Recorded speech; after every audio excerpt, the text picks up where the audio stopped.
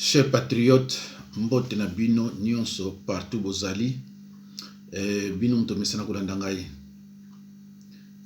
Tozalaki na scandale ya prison à Luozi, sikoyo, pardon, tozalaki dernièrement na ebisaki bino na scandale ya prison ya Kinshasa, plus précisément prison centrale ya Makala. Vous avez suivi, n'est-ce pas, comment les enfants sont maltraités. Batumususu baza ko demander nga na komango na tindango na biloko ya droit de l'homme ba musupe bazwaki balbi bango ba kotinda yango. Me bandeko yo mutozo balanga na tinda yango kuna yo zo sala nini? Yo vraiment zo sala nini? Il fallait que tolo bananga ke tindela ngo nga na tinda kuna. Nga naza trop chargé na makambu ya nzambe pe makambu ya mboka. Yo zo sale loko te, musano kotala kolanda kocha commentaire osuki wana. Ozo servir Congo ndeko na nini? Je pense que ozo servir Congo te. Et kozale sengo mingi ndeko soko za ko participer. Ozo sala pona Congo. Ozo yebake non nga nazo sala pona Congo. Bande uzamawa. Ba o batindaki basenga ngai bazwaki yango. Ndeko musu na moni atie commentaire yepa asengi na tindela ye me bandeko na yebisaka bino ba matériel onga na salelaka. Eza muke mingi pona obomba makambo. Soki na lamuki na lakisi yo ba message na zwaka jour moko ndeko kamusa yo ezo bloquer nga ba téléphone yango na ba musu baza ko sutuka omona na effacer ba contenu na ye pona soka mwa mke espace. Soki na yo kisibino ba répondeur na nga oyo bato babenga nga kana makambo nzambe oyoka 45 messages. Naza a liboso na bino nazolo ba nasala le mususu ba jour nazomo en libanda te. Bande ko zamawa. Na kati na bino bozola ndanga bato mayele baze belé et surtout ba juriste. Tozo travailler te, banguna bazo travailler, yangona bazo longa biso. Ba faux politiciens o baza na libanda na diaspora, bazo sala longa mote. Baza pe diviser. Soki bango bakomaka to baza uni bake na CPI batiki bazo leka na ba media bazo koloba. Mais soko yoki ba politiciens na bazo leka na media, des gens qui se disent politiciens ezamawa oyoka makamuso ole kendela koloba la politique tout ça pour akokwena kwa ba pasteur alors que za pasteur te elingi koloba ke aza incompétent azo koka eloko te. To banda 60 na indépendance to mona mukongo te, pardon to mona musala nzambe te, azala président to ministre. Awa na mboka ya poto ba église eze belé, mais bazo travailler. Bazo koya te pona ba pasteur. Oya bino so bazo ko makambu te, o ba pasteur ba bomi mboka, pasteur ba bomba mboka pona ni. Soki bino bazo sala musala bino bien. Tant to zo ko bazo yiba kuna ba 15 millions ba combien pasteur na kati wana zate? Tao Mobutu alobi yiba ndambo ba pasteur mto alobaki monte. Tao mazo sala zanisation ba pasteur bakota yuna te. Tao bazo lekisa oyo nani Chilombo na complicité marionnette. Bande kuna ngai ata passe ezala na mboka, mais oyo ezala na mboka na biso c'est déplorable. Soko vandika na Kinshasa katsaka na Brazzaville omona ndenge ya kolia pamba eza différent. Ndeko na ngai tozana na niveau ya kolia fona toza ba animaux. Soki mundele azo finga biso ba makaki biso tozo boya yango mais ere mo foto di bango parce que tozana na niveau ya kolia. Bombo misatu 100 euros et comme bombo moko 100 euros, bombo misato 100 francs. Lelo yo comme bombo moko 100 francs. Ngana zo ba bombo ebelo mo lebiso ba bwaki yango. Kende awa ba tekelo ba bombo so 5 centimes. Osuma combien? Et là on est bombo. Na mboka ya RDC faisait la luxe. Bombo hein? Et là on est Thomson. Na mboka ya RDC faisait la luxe. Et c'est regrettable quand même bandi konanga. Na ko exception image. Kalaté ya prison ya Luozi. Luozi ezali capitale ya 10 secteurs. Na Congo central. Prison na zolo examino ya Luozi. Maintenant to comme na ba prison ya Babomate, ya Bachela, ya Bakazangulu Kisantu, ba Matadi na to comité. Je crois que bango ba otinda yango. Tango to kotala yango ezala scandale. To moni na ba prison ya Équateur te hein. Ya Kisangani te, ya Kivu pe na to moni yango te. Ya Mbalo to zana na mibale. Ya Kinshasa na ya Luozi. Mais je me demande, batongo baza combien ou baza quoi cercle RDC? Batouana baza combien? Rwanda zana population combien de batou? Pour ezala que partout bango na bango partout bango na bango biso ko conseiller au moté. Révolution ko za la té na mboka pour bimisa batou tout baza na prison. Depuis quand bana mineur bakota na prison? Ya marque to mona ki na RDC. Et bazo li a pété, bazo boma bango nzala des mineurs qui sont déjà traumatisés dès leur bas âge. Et en sortant, que vont-ils devenir, ces enfants abandonnés?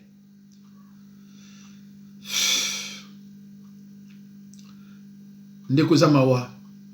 Bato baza diriger mboka. Baza na amour du projeté. Kokino yiba mbongo. Kopesa bambongo so mutakufi. Bato baza envie bazo kipe bango te. Mi papa baza kosala te, baza na valeur moko te. Papa na maman bazo sala te, baza mokala tongo bana mike de mineurs de moins de 5 ans, bazo tala bango. Baza elwa olia te.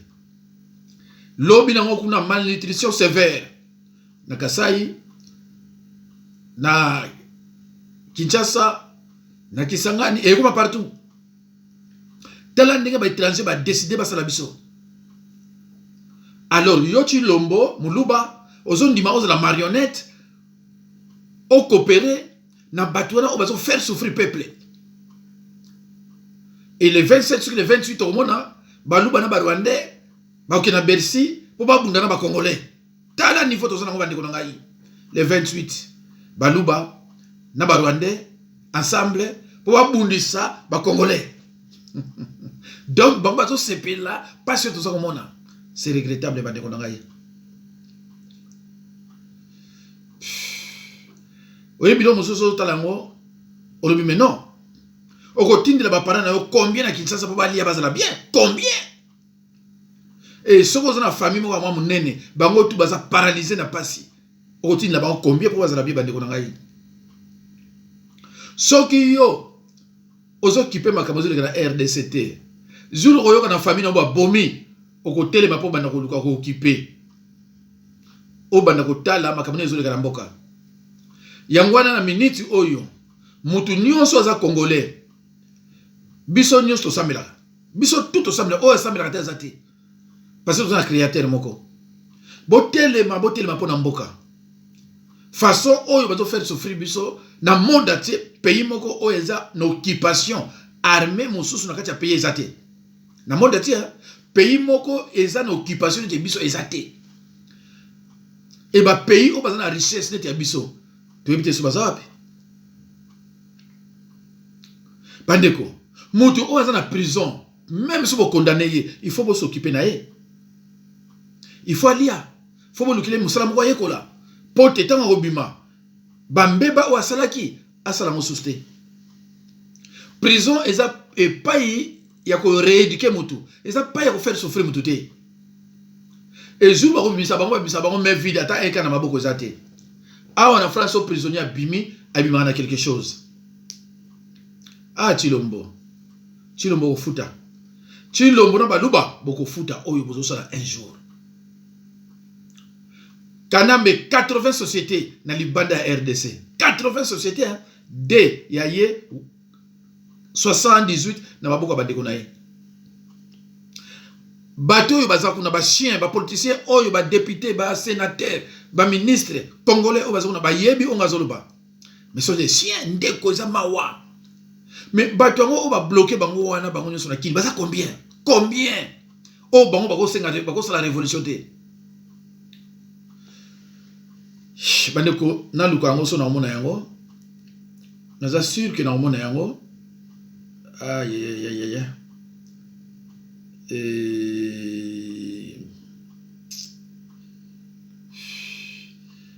Et ça passe bandeko.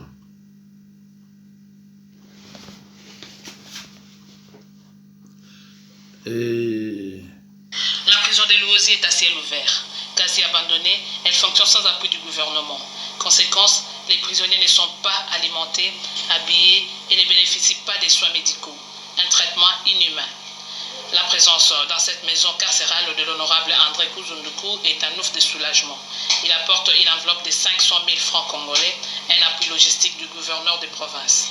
Yani bolo paimel watata gouverneur son excellence Atuma Tubwana ndiambulia vana fidu sadisu kwa bao batu walisanga bolo kodi adidi ndiambulia sadisa fiske mufeti ba prisonnier sumba bipapila yebonso bobo ba ukibeni mpe tetuvutula kila funda ya matondo nzambi boka lusidi sisite lubambo kila ya ipunzi kadikatona kisalu depuis 2008 boabu kaka tumweni bakutuveni quelque chose mudambe kipa ba détenu. En sa qualité de représentant du peuple, André Kuzunduku revient sur les droits des prisonniers. Pour lui, les prisonniers ont droit à la vie, à l'intégrité physique, l'alimentation et aux soins médicaux. Il déplore ainsi l'état actuel de la prison de Luozi, une prison construite en 1905. Ndeko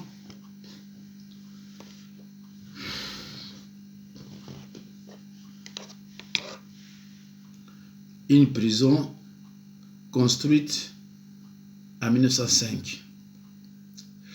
Par pitié, bako pesa bango 500 000 francs congolais pour n'aba s'occuper na ba détenu.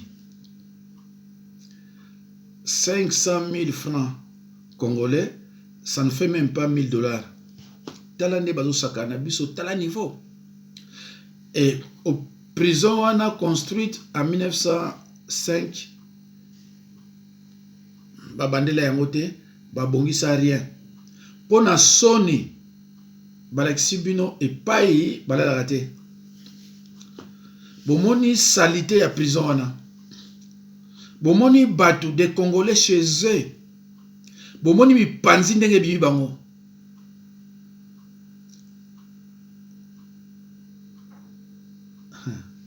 C'est ma ouais. La prison de Luozi est à ciel ouvert. Quasi abandonnée, elle fonctionne sans appui du gouvernement. Conséquence, les prisonniers ne sont pas alimentés, habillés et ne bénéficient pas des soins médicaux. Un traitement inhumain. La présence dans cette maison carcérale de l'honorable André Kuzunduku est un ouf de soulagement. Il apporte une enveloppe de 500 000 francs congolais, un appui logistique du gouverneur de province.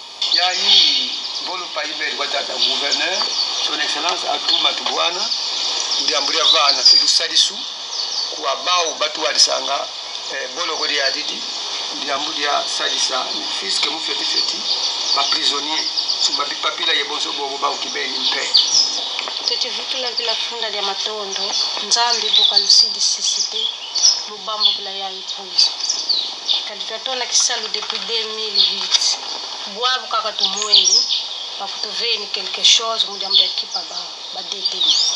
En sa qualité de représentant du peuple, André Kuzunduku revient sur les droits des prisonniers. Pour lui, les prisonniers ont droit à la vie, à l'intégrité physique, l'alimentation et aux soins médicaux. Il déplore ainsi l'état actuel de la prison de Luozi, une prison construite en 1905. Ndeko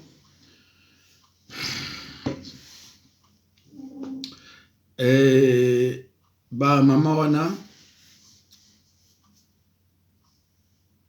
baza wana depuis 2008 pour la première fois bamona aide outi pa ya gouverneur ya ba Congo depuis 2008 ti le luto à 2020. Pour la première fois bamoni enveloppe ya 500 000 francs congolais. Donc, banda 2008, avant 2008, banda 2008, till janvier 2020, bazwaka eloko moko te ya gouvernement pour na kolia, pour na s'occuper bango, bato bazan na prison, bazanga teni, balexi bino pa baliaka te, balexi pa balalaka te. Donc, vidéo oyo et comme linga na ba moyen nini. Ah, ndeko, comment vous avez ma bête na nifa boye. Tango kolanda batu wana, ba pena bango se leka, et c'est si là. Tango kolanda motif asala, le msu ba bunda ikaka. Le msu aki na luozi nzalate parce que kuna bilo wa ole ezali agogo. Tango msu ba bundaki, et tango msu ba saleka anko, bako tikaye kuna. Ndeko toyebi te soki na mboka nini bokomona ba traiter peuple na ye ndenge boye na yebi te. Alors Chilombo aza kolia na Kabila, Chilombo ayebi luozi te, Chilombo histoire mboka ayebi te, histoire géographie mboka ayebi te, kaka matama soka zo tambola eloko ezoko laksabino kiaza mutu kaka matama apart matama eloko mususte déterminé Yakubu Waba Congo Chilombo. Merci beaucoup. Mais un jour bokotika Congo central. Un jour bino baluba bokotika Congo central na ba moyen nyonso. Merci. Tokolandelo mo awa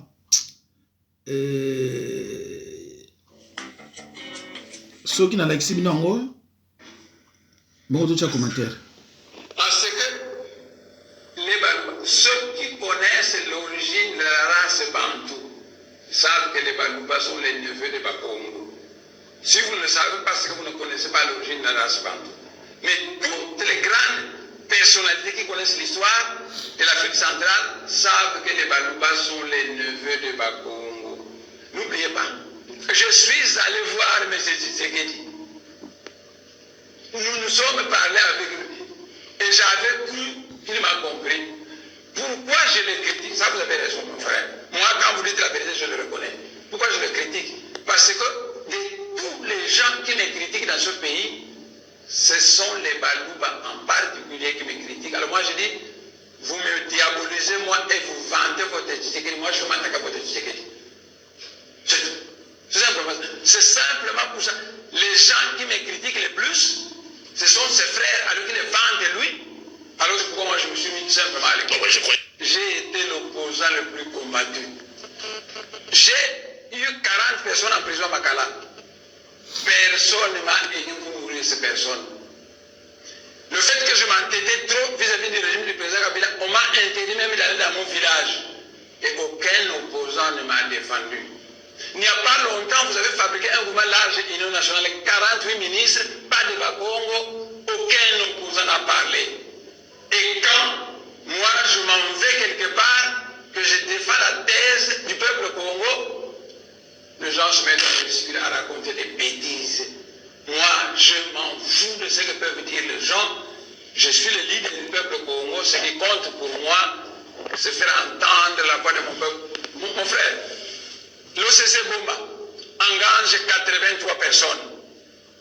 81 Baswahili et 2 Bakongo. Aller à Inga, c'est une bénédiction pour le Bakongo. Mais il n'y a plus de Bakongo. Non, mais accepte, monsieur honorable. Est-ce qu'il faut qu'on voit encore les choses sous l'angle des Bakongo, des Baswahili? Au moment où on parle de la mondialisation, au moment où on parle de la culturation, de la pénétration des peuples, attendez. En plein 21e siècle, vous avez un discours de Bakongo, de Balouba, vieille. Attendez.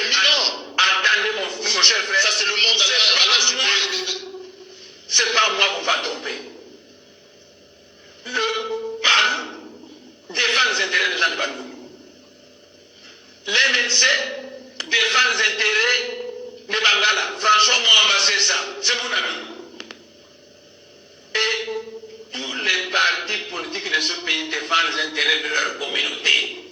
Donc, vous ne m'empêcherez pas, moi, de parler de mon peuple de Congo parce que les autres font l'hypocrisie. Pourquoi les Balois sont trop attachés à l'IDPS? Donc vous êtes parti du mal. Attendez. Pourquoi les Balois sont trop attachés à l'IDPS? Parce qu'ils pensent que c'est l'IDPS qui leur permet de prendre le pouvoir. Simplement, tous les partis de ce pays prônent la suprématie d'une certaine communauté. C'est tout. Donc, vous n'allez pas faire l'hypocrisie, parce que moi je ne l'accepterai pas, parce que vous n'allez pas me rouler. Tous les partis de ce pays prônent la suprématie d'une certaine communauté. C'est tout. Attendez-moi. En 1959, les Loulois ont chassé les Balouba à Kananga. C'est moi qui se mettais là-bas. Non. Vers la fin du régime du président Mobutu, les Katangais ont chassé les Balouba de Katanga. Est-ce que les moines se mettaient là-bas? Non. Les expériences douloureuses que le monde entier vivrait pour revivre. Est-ce que les moines se mettaient là-bas? Non. Nous devons apprendre de nos expériences. Les Batétés là sont les frères immédiats de Balouba. Mais ils ne s'entendent jamais. Est-ce que les moines se mettaient là? Non. Reconnaissez une chose, mon cher, que j'ai l'impression que les Balouba n'ont pas des sages qui savent étudier le passé pour construire le futur. On nous a chassés à Kananga. Pourquoi? Ils ne recherchent pas. Ils vont au Katanga, ils malmènent un goût dans le monde, il y a un grand leader Katanga, ils ne tirent aucune leçon. Non, mais les gens qui disent de vous que vous êtes... Bandeko, na ba Congo, tozaka na leader moko oyo a parlaka pona intérêt à ba Congo pe à RDC. Les restes sont des politiciens de merde. Okoleka pour le blaba pasteur. Pour n'amboka rien. Tout le monde qui oyo mususu oyo abanaye ko banga yebi déjà ba kanga bango un jour na Angola ayawa au Congolais debout. Alors qu'il y a zo kimalika mususu ya kimoyibi. Atikela ko lobila mkolo moko banga ngote au kangama au kende. Sans Mwanda Tsemi, sans ne Mwanda Tsemi. Donc on est nul. Donc yo mu Congo ya politicien yo kanga bien pas ozali. Soko zo yo kanga za politicien. Politicienne, yeba oza ya merde. Parce que tu as rien. Kaka ne Mwanda Tsemi mutalobaka pe kaka yem to bazako maltraité. C'est le seul opposant na RDC oba maltraitant na ndinga osakanate. Oyo ba kosila makambo na ndinga osakanate po aza toujours na vérité. 40 personnes, 40 batu ya bundi ya Congo. Na prison. Aucun opposant aloba pona ye. Ba interdire ye akile sur la louosité. Opposant moko alobila yazate. Est-ce que bino mutuzo la nangaye? De Tshisekedi vivant. Botira au monde na Tshisekedi ya kumisi opposant yekolo mususu apara muluba. Tala makambo na yebisa bino fozo ngarasima. Est-ce que bino ne bozawana boso mona Chilombo to muluba akumisi opposant mususu neti Fayulu ou ne Mwanda Tsemi? C'est pour cela bandeko. Tangu abako asignaka clause secrète pour balkaniser RDC. Belge andimaka apesa biso 10 ans baya ko salona 70. Pona ni ba Congo ba réfléchissaki ba lobi non. Tokza mutu moko te mboka eko marché te. Vaut mieux bo pesa biso Congo central na biso. Chez nous il y a pas de soulard. Nous réfléchissons comme des hommes et non comme des animaux. Tous à côté de Nabiso. Si vous avez des Congo central déjà développé. Les Blancs nous ont imposé un mariage forcé. Mais de notre côté, nous avons voulu transformer ce mariage en mariage d'amour. Et c'est pratiquement possible. N'a pas raisonnement de Tabati Lombo. Muta bomi na mboko na ndinga osakanate yoke allez osali na iki camarade na batande ngwana do bande ko foboye baki tant que RDC to zala mutu moko olinga te na raisonnement na yo et loko moko ko avancer zate parce que bakatangi so bazu pouvoir bakatangi so boya Moulouba soit du pouvoir, Moulouba ni soya, Mongala soit du pouvoir, allez bino soya. Eh mais fait de compte. Et le mot ça la mezate bande konangai. Sikoyo oyo ezomona na ke na ba prison na ba luozi eza na ba etaya boye. Abande ko eza mawa mingi. Eza mawa mingi. Na ba prison na luozi eza na ba etaya boye. Ndeko eza peta mawa mingi. Donc à part ne mwanda tsemi tozana mutu mususu wa lubate. Ko lo balanga te yoza mu Congo, o lo balanga ko za opposant, o za politicien. Longole loko wana. Bolia ka semon la bino botondi, bolé fufu bo fanika kimia.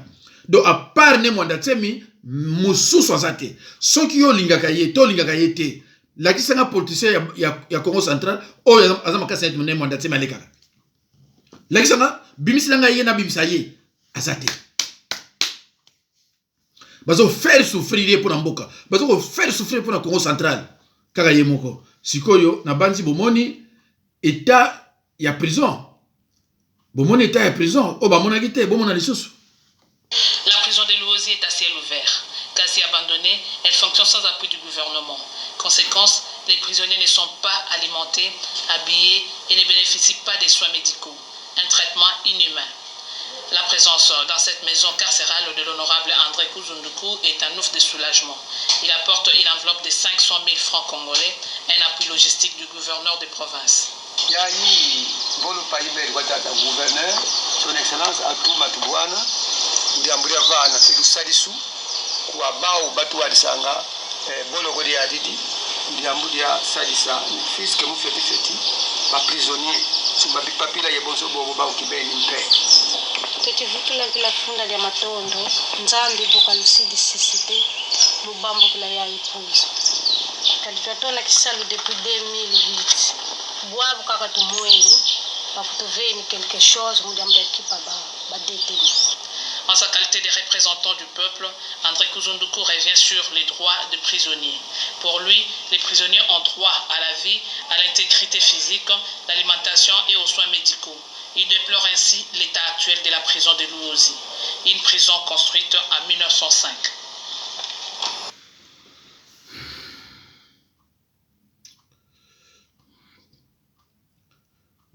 Bandeko. Botala mutuna bino. Bonjour Snapchat. C'est quoi Snapchat. Snapchat.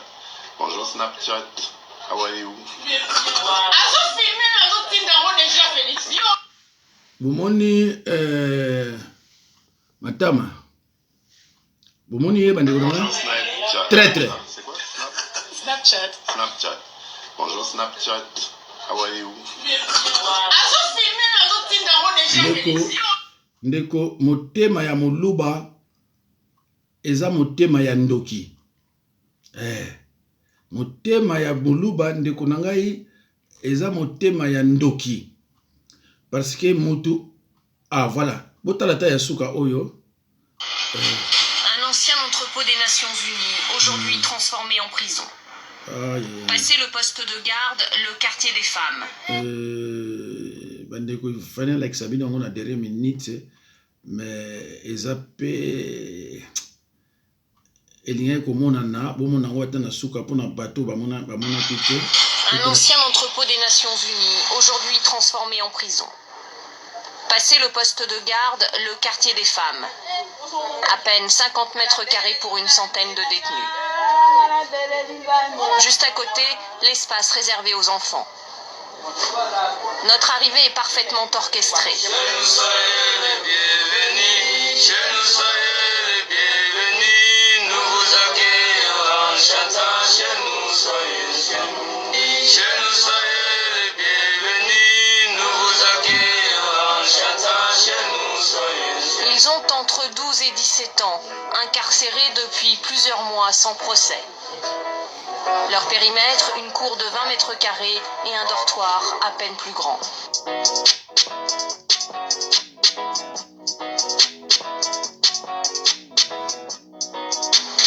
l'endroit que nous dormons. Moi j'ai dormi ici. Ici, c'est l'endroit très mauvais. Une cinquantaine de paillasses posées sur des planches de bois. Des couvertures infestées de punaises. Des enfants malades de dysenterie ou de paludisme laissés sans soins médicaux. Il y a peu, le quartier des enfants a été séparé de celui des hommes, trop dangereux. L'unique communication aujourd'hui, c'est cette petite ouverture, un passage souvent utilisé pour faire passer de la drogue. Bonjour les amis. Comment ça va? Cet éducateur social est l'un des rares à leur rendre visite chaque semaine pour s'assurer qu'ils vont bien. Hein? Ils ne mangent pas bien. D'ailleurs, aujourd'hui, on n'a pas préparé, il n'y a pas de la nourriture.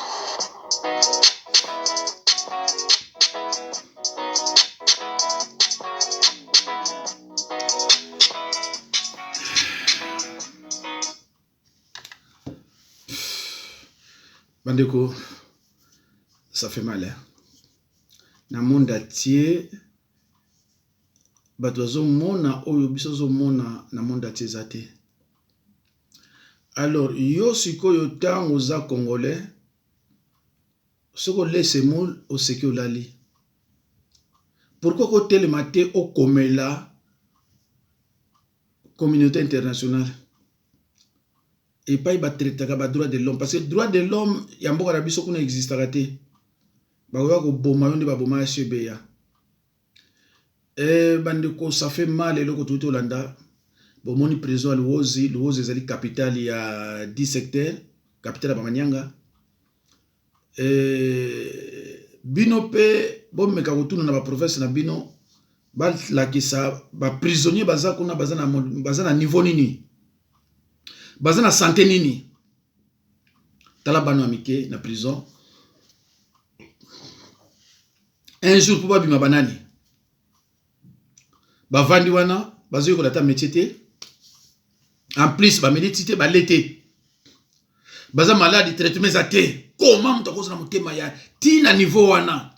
Alors soki oya Kasai ba komaki na malnutrition sévère ba luba ba kipe bango té. Bon ba occuper ce ko oya ba Congo. Ba occuper ce ko bino za kini. Mutema mon luba za mutema ya ndoki, o ba bengi ya ndoki. Mawa. Eza mawa bandeko na ngai. Melikamote, dans toute chose, il y a un commencement, il y a une fin. Nzambe na lola oto bonde la ka nyonso un jour à telema ameka osala oyo akoko sala. Bandeko ça fait très très mal. Vraiment na tikibino nzambe apambola bino.